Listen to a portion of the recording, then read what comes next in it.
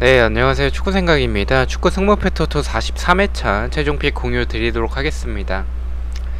일단 주중에도 일단 9개가 적중이 됐습니다. 일단 좋았던 성적은 좀 아니었던 것 같고요. 제가 평균적으로 8개에서 10개가 적중이 되기 때문에 그 점을 참고해 주시면 좋을 것 같습니다.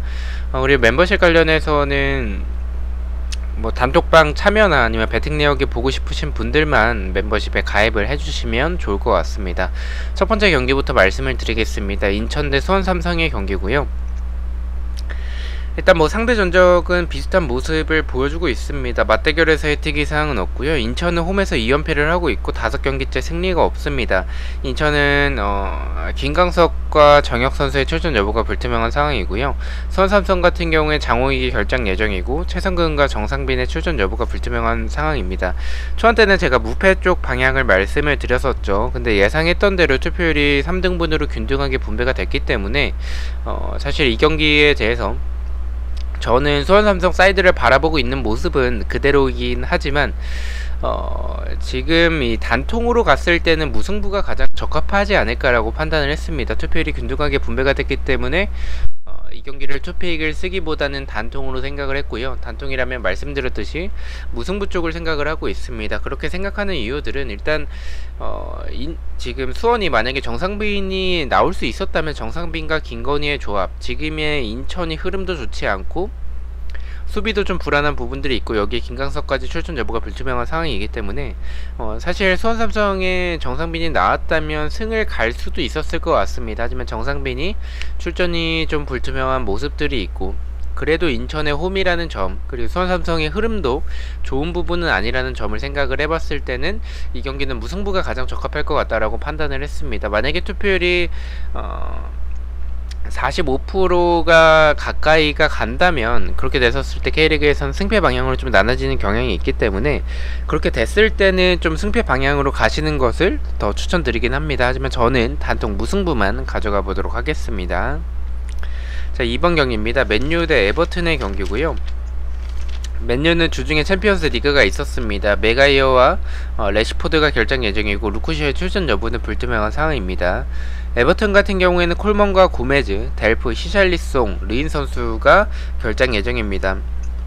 일단 에버튼이 결장 예정자가 지금 굉장히 많은 상황이기 때문에 사실 이 경기는 맨유가 주중 경기 때도 비아레알을 잡아냈기 때문에 이 경기를 맨유의 단통승을 가져가는 게 맞긴 합니다. 하지만 저는 일단 맨유랑 좀 사대가 안 맞기도 하고 에버튼이 지금 결장 예정자가 많긴 하지만 지금 맨유가 지금 보여주는 경기력이 저는 그렇게 좋다라는 느낌은 좀 없습니다. 주중 경기 때 승리하긴 했지만 극장골이기도 했었고요. 전체적으로 지금 맨유의 모습들을 봤었을 때는 맨유가 솔샤르 감독이 위기 상황에서는 잘하는 모습을 보여주는데 지금은 주중 경기 때 승리했기 때문에 그 흐름이 또 경질설이 다시 또 수그러들겠죠. 그렇게 된다면 이 경기 에버튼이 또 히샬리송과 칼버트린이 없는 상황에서도 제공권 한 방으로 좀 맨유를 잡아낼 수도 있지 않을까, 또는 무승부가 저는 조금 더 좋아 보이는 경기라고 생각을 하고 있습니다.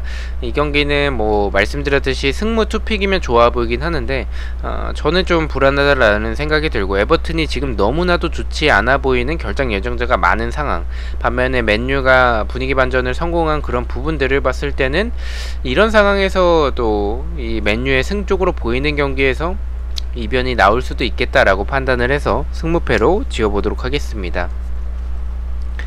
자, 3번 경기입니다. 벌리 대 노리치의 경기고요. 벌리는 코르네와 스티븐스가 결장 예정이고 노리치는 켄트웨일의 출전 여부가 불투명한 상황입니다. 6연패를 하고 있고요. 일단 벌리의 경기력이 사실 좋지는 않습니다. 뭐 제공권이 물론 지난 경기 레스터 상대로 무승부를 만들어내긴 했지만 레스터가 좋은 흐름을 보여주는 팀이 아니죠, 현재. 이 벌리의 수비는 너무나도 불안한 모습들이 많고 공격적으로 봤을 때도 사실 제공권의 한 방은 있지만 그게 예전에 벌리에 비해서 많이 터지진 않는다라고 생각을 하고 있습니다. 그렇게 봤을 때는 노리치가 연패가 좀 길다라는 점에 있어서 이번 경기에서는 7연패는 진짜 힘들지 않을까라고 생각을 하고 있습니다. 이런 경기는 사실 벌리의 승부 투픽이 좋아 보이긴 하지만 이렇게 연패가 긴 타이밍에서 뜬금포로 이길 때가 노리치가 2년 전에 보여줬었기 때문에 저는 이 경기는 좀 지어보는 게 좋지 않을까라고 판단을 했습니다. 하지만 저는 벌리의 승무 투픽이나 단통 무승부도 괜찮아 보인다라고 말씀을 드리고 싶습니다. 저는 승무패로 지어보도록 하겠습니다. 네, 4번 경기입니다. 첼시 대 사우스햄튼의 경기고요. 첼시는 주중에 챔스가 있었죠. 제임스와 마운트, 캉테와 풀리식이 결장 예정이고, 사우스햄튼 같은 경우엔 스테판과 월콧의 출전 여부가 불투명한 상황입니다. 두 팀 맞대결에서의 특이사항은 2연속 무승부를 하고 있습니다. 이 경기를 의심하고 있진 않습니다. 제임스도 뭐 그렇고 마운트도 뭐 그렇겠지만 전체적으로 지금 캉테와 풀리식이 없는 부분에서는 첼시가 좀 아쉬운 부분들이 있겠고 주중에 챔피언스 리그까지 있었기 때문에 체력적인 부담이 있는 상황입니다. 이탈리아 원정을 떠났기 때문에 이런 부분을 봤을 때는 이변을 충분히 고려할 수도 있겠지만 사우스햄튼이 지금 수비가 공격에서의 모습은 사실 압박으로 볼을 탈취하고 나서의 역습이라든지 공격에서의 모습들 자체는 나쁘지 않다라고 생각을 하고 있습니다. 다만 수비적으로 봤을 때는 측면과 뒷공간에 대한 불안함이 너무 많다라고 생각을 하고 있습니다. 첼시가 지금의 첼시라면 사실 사우스햄튼의 공격을 충분히 막아낼 수 있을 것 같다는 생각이 들고 루카쿠가 있는 첼시가 사우스햄튼의 수비를 못 뚫어낼 거라고 생각하고 있지는 않습니다. 첼시의 단통승 예측해 보도록 하겠습니다. 5번 경기입니다. 리즈 대 와포드의 경기고요. 리즈는 요렌테와 코, 벤포드가 결정 예정이고 와포드는 바흐만 키퍼의 출전 여부가 불투명한 상황입니다. 두 팀 맞대결에서의 특이사항은 리즈가 와포드 상대로 4연승을 하고 있고요. 홈에서는 3연승을 하고 있습니다. 네, 일단 이 경기는 저는 개인적으로 이 리즈가 조금 더 좋아 보인다라고 판단을 하고 있습니다. 그렇게 생각하는 이유들은 일단 리즈가 경기력이 조금씩 올라오고 있다라고 생각을 하고 있습니다. 벤포드가 지금 결정 예정이긴 한데 지금 벤포드가 이번 시즌에 보여주는 움직임 자체는 뭐 지난 시즌과 비슷하게 나쁘지 않은데 결정력이 너무 지금 좋지 않은 모습을 보여주고 있습니다. 와포드가 사실 사르 선수를 활용한 모습들 그리고 측면에서의 모습들이나 뭐 디니의 제공권도 있겠고 역습도 좋은 상황이기 때문에 사실 이 경기는 저는 개인적으로 두 팀 다 수비가 불안해서 승패 방향으로 생각을 하고 있습니다. 하지만 투표율이 균등하게 분배가 됐기 때문에 그 중에서 하나를 선택을 하자면 저는 그래도 지금 상황에서는 리즈가 조금 더 좋은 부분을 와포드보다는 보여주고 있다라고 생각을 하고 있습니다. 최근 전적에서는 와포드가 앞서고 있는 상황은 분명히 맞겠지만 리즈가 보여주는 그런 경기력이 조금씩 올라오고 있다라는 부분들, 시즌 초반에 비해서 조금씩 좋아지고 있다라는 그런 부분들을 생각을 해봤을 때는 리즈가 조금 더 유리한 경기가 되지 않을까라고 생각을 합니다. 승패 방향이라면 저는 그래도 이 리즈가 조금 더 유리하다라고 생각을 하고 있는 경기이기 때문에 리즈의 단통 승을 가져가 보도록 하겠습니다.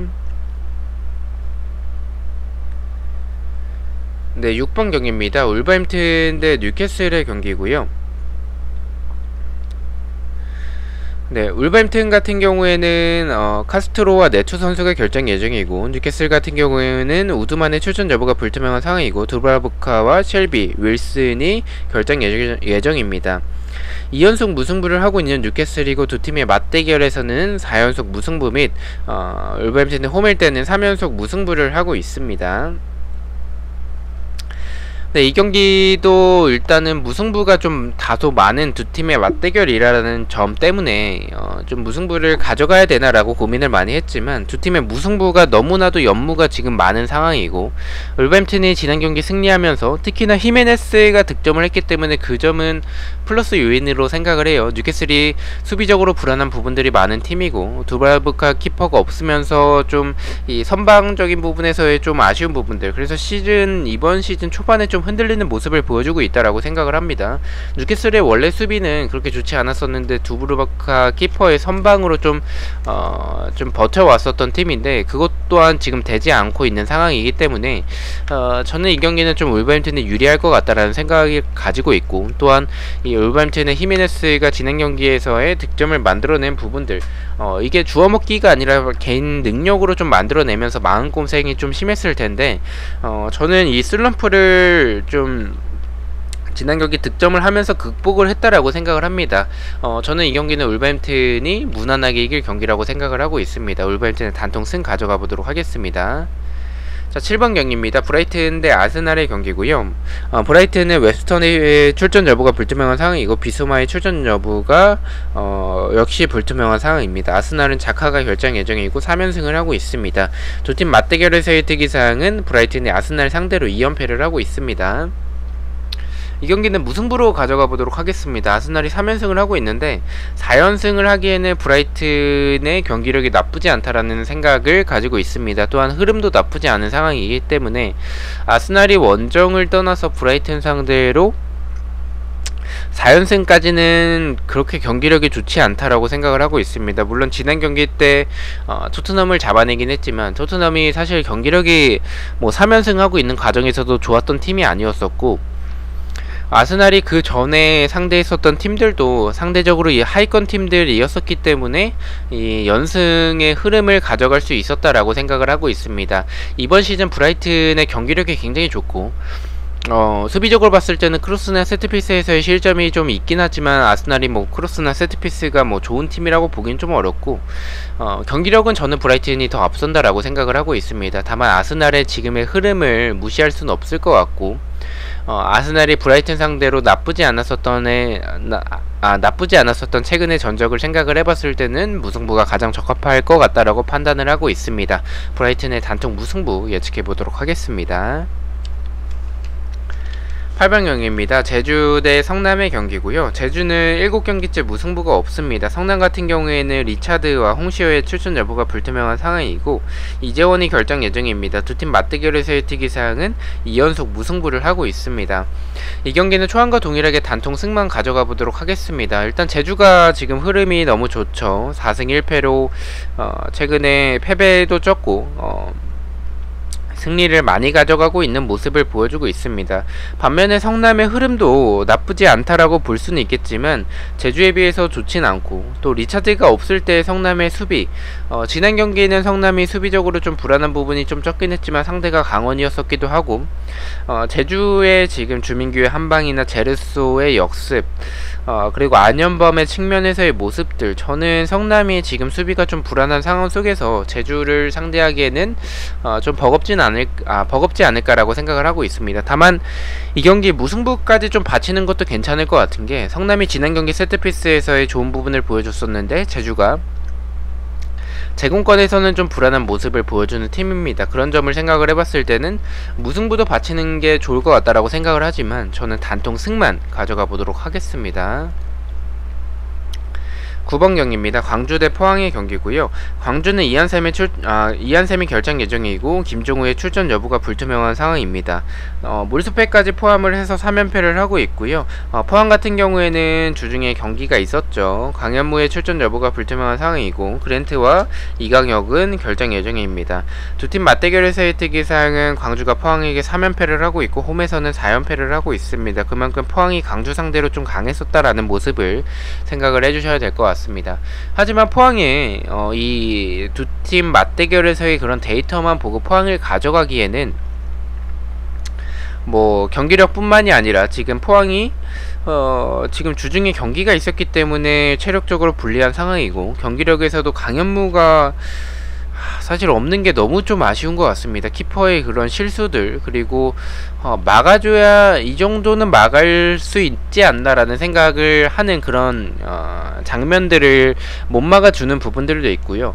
강현무가 있을 때는 이거를 막아 라는 생각이 들 정도로 득점으로 연결될 가능성이 높은 그런 볼들을 막아냈었던 그런 강현무의 모습이 있었는데, 강현무가 만약에 또 출전을 하지 못한다면 포항이 조금 불리할 수도 있을 것 같다라고 생각을 하고 있습니다.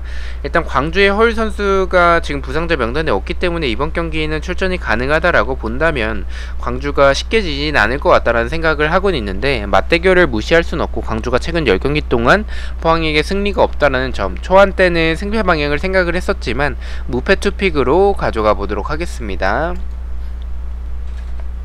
10번 경기입니다. 서울대 대구의 경기고요. 서울은 차우현이 결장 예정이고 김진야, 황현수, 고강민, 여름, 박정빈 등 출전 여부가 불투명한 선수들이 많습니다. 대구 같은 경우에 이용래가 결장 예정이고요. 정태욱과 이제 세징야의 출전 여부가 불투명한 상황이고 김재우와 김우석은 결장 예정입니다. 원정에서 2연승을 하고 있고 6경기째 패배가 없을 정도로 좋은 흐름을 보여주고 있는 대구고요. 서울 역시 감독이 자진 사퇴를 하고 나서 좋은 흐름을 보여주고 있습니다. 하지만 흐름 자체는 대구가 좋다라고 볼 수가 있겠습니다. 그래서 대구가 정배당을 받았고 투표율도 대구가 정배당을 받았죠.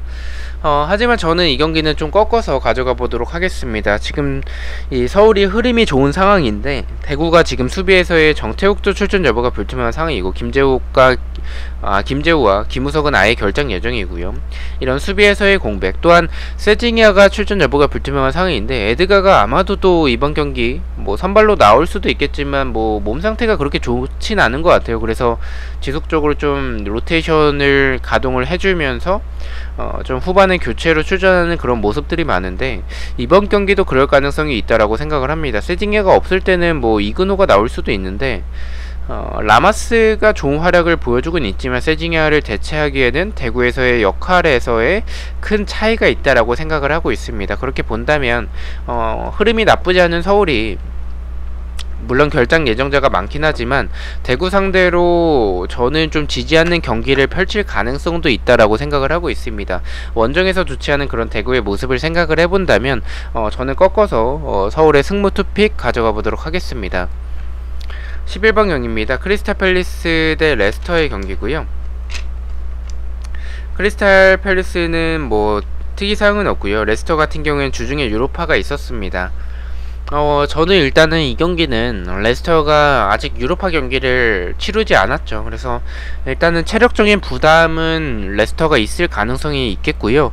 레스터가 이번 시즌 보여주는 경기력이 좋지 않고, 물론 지난 경기 때 벌리 상대로 이 득점을 만들어내는 그런 뒷공간을 노리는 부분들은 굉장히 좋긴 했었지만 벌리가 워낙에 좀 뒷공간이 많은 팀이라는 점을 좀 생각을 해봐야 될 것 같습니다. 크리스탈 팰리스가 뒷공간을 내주는 팀이라기보다는 선제 실점을 하지 않는다면 수비적으로 좀 라인을 내리고 역습을 노리는 형태의 축구를 할 가능성이 굉장히 높은 게 크리스탈 팰리스입니다. 체력적으로 부담이 있는 레스터가 이 도깨비 팀인 크리스탈 팰리스 상대로 쉽게 이길 가능성은 좀 없을 것 같다라는 생각을 가지고 있고요. 무승부보다는 두 팀의 모습을 생각을 해봤을 때는 승패 방향이 조금 더 좋지 않을까라고 판단을 했고, 승패 방향이라면 저는 크리스탈 팰리스가 더 유리한 경기를 펼칠 가능성이 있을 것 같다라고 개인적으로 생각을 하고 있습니다. 저는 이변으로 크리스탈 팰리스의 단독 승을 가져가 보도록 하겠습니다. 자, 12번 경기입니다. 토트넘 대 아스톤빌라의 경기고요. 토트넘은 컨퍼런스 리그가 있죠. 3연패를 하고 있고 아스톤빌라는 2연승을 하고 있습니다. 일단 토트넘이 아스톤빌라는 상대로는 굉장히 좀 강했습니다. 아스톤빌라가 2연승을 하고 있고 3연승까지는 좀 힘들지 않을까라고 생각을 하고 있고요. 물론 토트넘이 유로파 컨퍼런스 리그가 있기 때문에 체력적인 부담이 있겠지만 지금 누누 감독이 경질설이 나오고 있죠. 지금 상황에서 누누 감독이 리그를 버리고 컨퍼런스 리그를 좀 주전을 세울 것 같지는 않습니다. 분명히 컨퍼런스 리그에서 로테이션을 돌리고 이 주말 경기에서의 연패를 끊기 위해서 노력을 할 가능성이 있다라고 생각을 하고 있습니다. 아스톤 빌라가 지금 굉장히 잘하고 경기력도 나쁘지 않은 상황이긴 하지만 공격에 비해서 수비가 항상 아쉽다라는 생각을 지울 수는 없을 것 같습니다. 저는 토트넘이 지금 경기력이 굉장히 좋지는 않지만 그래도 아스톤빌라 상대로 강했었고 경질설이 지금 나오고 있는 상황 속에서 경질 버프가 발휘될 타이밍이지 않을까라고 생각을 하고 있습니다. 토트넘의 단통승 가져가 보도록 하겠습니다. 13번 경기입니다. 웨스트햄 대 브랜트퍼드의 경기고요. 웨스트햄은 유로파 경기가 있고요. 두 팀 맞대결에서의 특이사항은 웨스트햄이 브랜트퍼드 상대로 2연승을 하고 있습니다. 저도 일단은 이 경기는 웨스트햄의 승으로 생각을 하고 있습니다. 웨스트햄이 보여주는 경기력 자체가 나쁘지 않다라고 생각을 하고 있고요. 물론 주중에 유로파가 있기 때문에 체력적인 부담은 분명히 있을 것 같습니다. 또한 브랜트퍼드가 지난 경기 리버풀 상대로도 좋은 활약을 보여줬었기 때문에 저는 브랜트퍼드가 이변을 만들어낼 가능성도 있다라고 생각을 합니다. 하지만 리버풀이 좀 승격팀 상대로 좀 만만하게 봤었던 게 아닌가라는 생각이 들 정도로 조금은 느슨하게 플레이를 했던 경향이 좀 있었다라고 생각을 하고 있고요. 웨스트햄이 지금 보여주는 그런 경기력 자체는 밸런스도 저는 좀 잘 잡혀져 있고 세트피스도 강력하고 크로스 공격이나 뭐 안토니오도 좋은 득점을 만들어내고 있는 상황이기 때문에 저는 브랜트퍼드가 수비적으로는 단단하지 않다라고 생각을 하고 있습니다. 경기력 역시 웨스트햄이 좀 앞서고 있다라고 생각을 해서 이 체력적인 부담은 있겠지만 웨스트햄의 단통 승을 가져가 보도록 하겠습니다. 자, 마지막 경기입니다. 리버풀 대 맨체스터 시티의 경기고요. 리버풀은 두 팀 다 주중에 챔스가 있었습니다. 맨체스터 시티는 좀 파리 생제르맹에 어이없게 좀 패배를 했죠. 경기력 자체는 뭐 나쁘진 않았었다라고 생각을 하고 있습니다. 일단은 뭐 두 팀의 맞대결은 좀 비등한 상황을 보여주고 있고 일단은 뭐 배당에서의 정배당은 맨시티가 받았는데 투표에서의 정배당은 리버풀이 정배당을 받고 있습니다. 제 생각은 일단은 리버풀의 승으로 투표율의 정배당과 동일합니다. 리버풀이 보여주는 경기력이 지난 사실 브랜트퍼드전에서는 좀 아쉬웠던 부분들이 있긴 하지만 브랜트퍼드 상대로 좀 말씀드렸듯이 느슨하게 플레이했었던 경향들이 좀 있었다라고 생각을 하고 있고 맨체스터 시티가 뭐 지난 경기에도 첼시 상대로 좋았었고 주중 경기도 사실 나쁘진 않았었다라고 생각을 합니다. 경기력만 놓고 본다면. 하지만 이 최전방에서의 그런 아쉬운 부분들은 저는 좀 있다라고 생각을 하고 있고요. 전방만 놓고 봤을 때는 저는 맨시티보다는 리버풀이 조금 더 강하지 않나라고 생각을 하고 있습니다. 전체적인 뭐 경기력의 이런 부분들을 봤을 때는 흐름 자체는 맨체스터 시티가 더 좋긴 하지만 경기력은 저는 리버풀이 조금 더 근소하게 우위에 있지 않나라고 생각을 하고 있습니다. 리버풀의 단통승 가져가 보도록 하겠습니다. 자, 이렇게 해서 14경기에 대해서 최종픽 공유를 모두 마쳤고요.